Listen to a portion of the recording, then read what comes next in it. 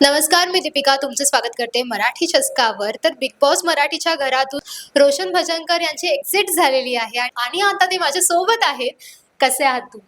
मी छान आहे आणि एक नंबर आहे. तुम्ही कसे आहे? मी मस्त. खरं तर होळी जवळ आली आहे आणि घरच्यांची आठवण सणांच्या दरम्यान खूप असते आणि तुम्ही त्यांना भेटायला जाणार आहात.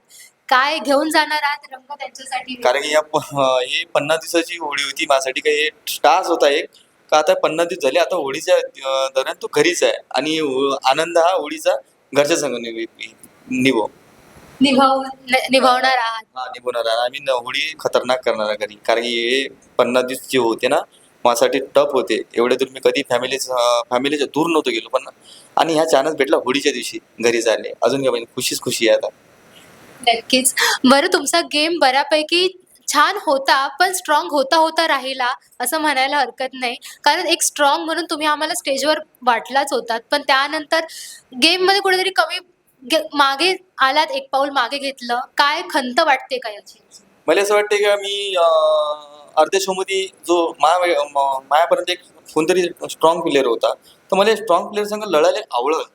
पण नंतर तो स्ट्रॉंग प्लेअर घराच्या बाहेर चालला गेला. जसं ओमकार होता आणि तोपर्यंत बढिया चालू होता आमचं. त्याच्यानंतर स्ट्रॉंग प्लेअर चालला गेला आणि मला संघ म्हणजे असं वाटते का स्ट्रॉंग प्लेअर आहेच नाही आणि मी आणि विशाल एका टीममध्ये. मग स्ट्रॉंग प्लेअर कसं राहिलो आम्ही दोघे जण. मग तेच मग याच्या संग खेळायला लागलं.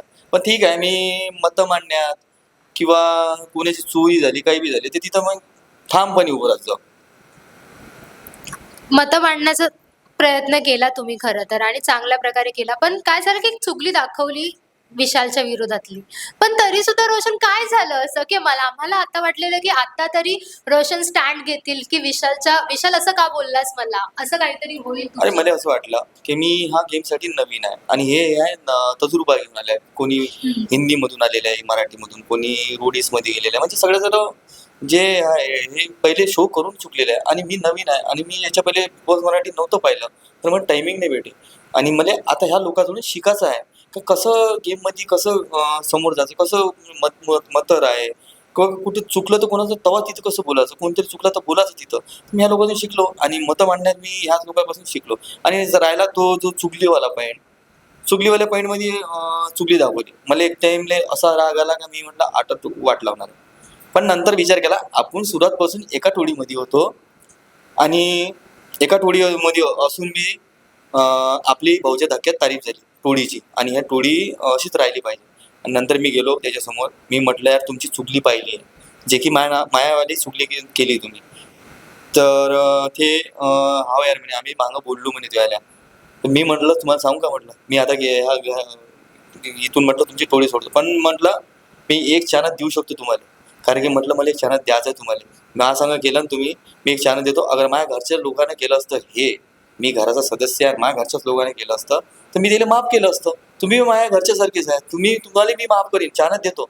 याच्या बाबत नका करू. कारण की आपली टोळी तुटली तर समोरची जे टोळी आहे जे की काटा गँग होती तर त्याचा फायदा होणार आहे. ते तर त्याला आवडत का टोळी तुटली आहे आता.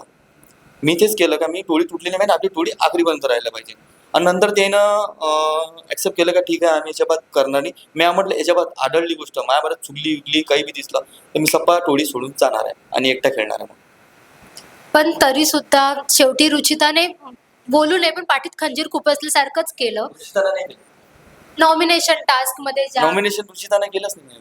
हा, पण ते नॉमिनेशन तुम्हाला वाचवण्याचा प्रयत्नच नाही केला म्हणजे रुचिताचं हे करून आली ती प्रयत्न नॉमिनेशन मध्ये. कारण की तिच्यासाठी दीपाली ताईच्या गळ्यात होतं नॉमिनेशन. तर ते तिचा प्रयत्न चालू होता आणि माझा प्रयत्न मी केला तर समजा आरबी संघ.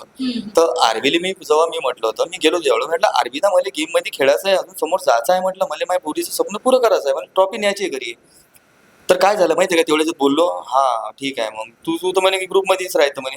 मी म्हटलं मी मागच्या वेळेस म्हटलं उमेदवारीमध्ये उभं होतो त्यावेळेस तुम्ही म्हणता का गेम मध्ये दिसत नाही. गेम मध्ये दिसत नाही दिसासाठी मग मी कॅप्टन मध्ये काऊन नाही निवडून दिला. कॅप्टन रद्द खायला गेली कारण मी तेव्हा दिसेन ना, तुम्हाला दिसायचंच आहे ना, माझा खेळ पाहायचा आहे ना, तर मी खेळू कसा.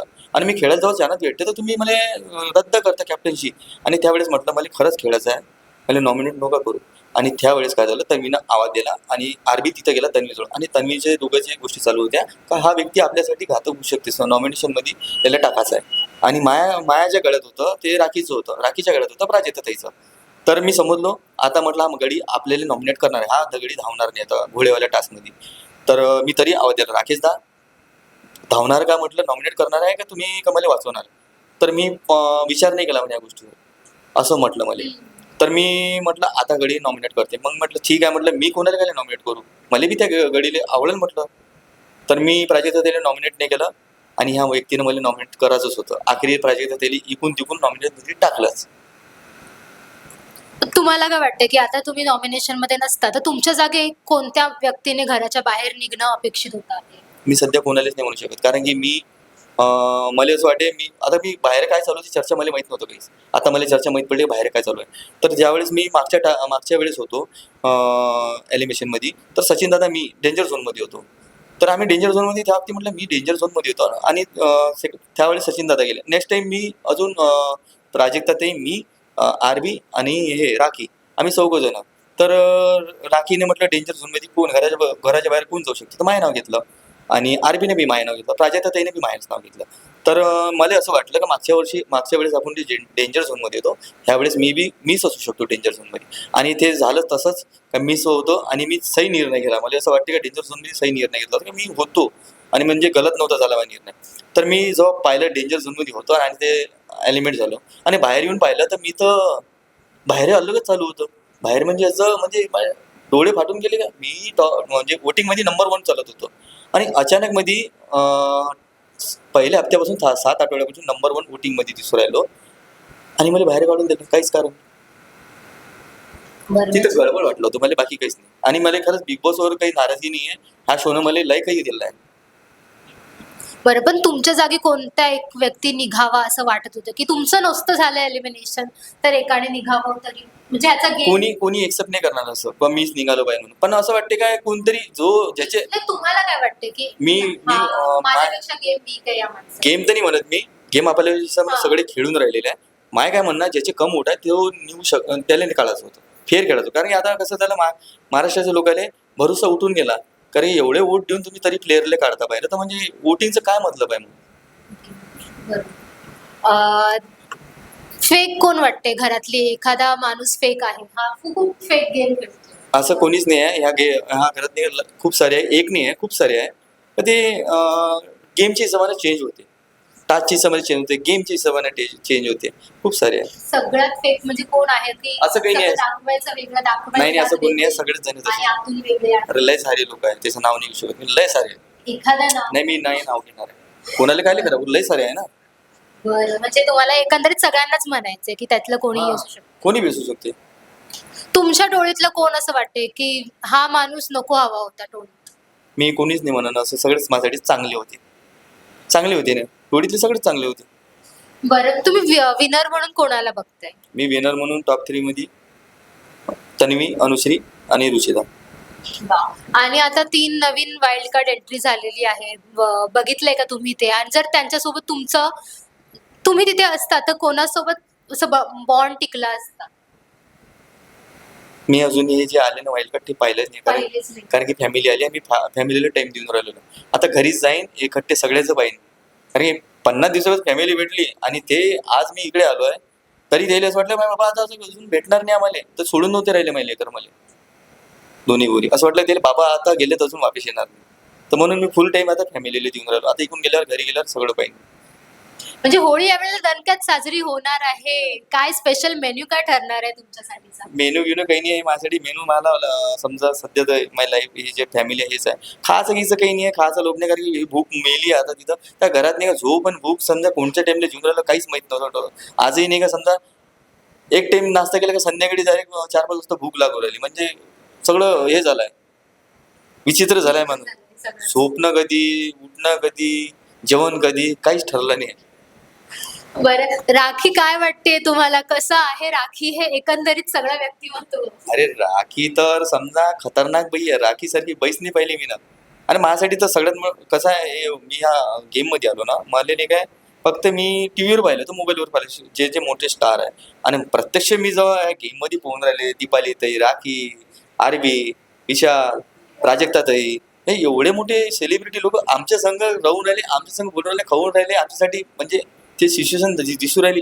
माझ्यासाठी सगळ्यात मोठे स्टार आहे. तर मी एवढं बिग बॉसला धन्यवाद म्हणतो का मला ह्या घरात बोलवून मला एवढे मोठे स्टार संघ राहिले भेटलं. आणि मेन म्हणजे राखी अशी चीज आहे हे सगळ्याचा गेम अप करायसाठी आली. सगळ्याला तिनं किलची लावली आहे, सगळ्याला काडी लावलेली आहे आणि केलं सगळ्यांनी गेम आपापले अप केलेले आहे. पण राखीची पर्सनॅलिटी थे नाही आहे. राखी रिअली चांगली बाई आहे. ते फक्त एकाच गोष्टी ओळखीते तिला अगर रिअल पाहिजे किचनमध्ये ते सगळ्याले चांगलं जेवण खाऊ घालते दोन्ही टाइमचं. इतर लोक ड्युटी करायसाठी भेटते ना ती ड्युटी दोन्ही टाइम करते. आणि राखीला तुम्ही वहिनी बोलत होता आरबीच्या नावाने चिडवणं सुरू होतं. तेच तिथं काय होते त्याचं दोघांचं भांडण झालं. काय वहिनी तुम्ही मस्त दिसले पण दादा असं मी म्हणजे आमचं चालू आहे. मी कधी कधी असं म्हणून देऊन पोया लागे तो आरबी दादा मामांना डावे हे तुला सांगितलं नाही म्हणजे मजाक मध्ये आमची चालू आहे तिथं. आरबी आणि या सगळ्या काटा गँग सोबत सुद्धा रोशन यांचं चांगलंच होतं. इतकंही म्हणजे माया पुऱ्या घरासंग टार्गेट करत नव्हते कोणीच तुम्हाला. माया ह्या घरासंग कोणासंग म्हणजे असं वाईट नव्हतं. सगळ्या संग चांगलं होतं. म्हणून तर म्हटलं मी ह्या घरात मी ना प्रेम कमवलं आणि बाहेर बी कमवलेलं आहे. सगळ्यात मोठी संपत्ती कमवली आहे मी. बरं आता तुम्ही कोणाला सपोर्ट करणार आहात की या व्यक्तीला माझं वोटिंग असेल की सध्या Supporting असेल? सपोर्टिंग मी मला वोट जे आहे ना ते रुचिताले करीन. कारण मी पहिल्यापासून तिचा बॉन्ड म्हणलाय मला बहीण भावाचा तर मी तिला सपोर्ट करीन.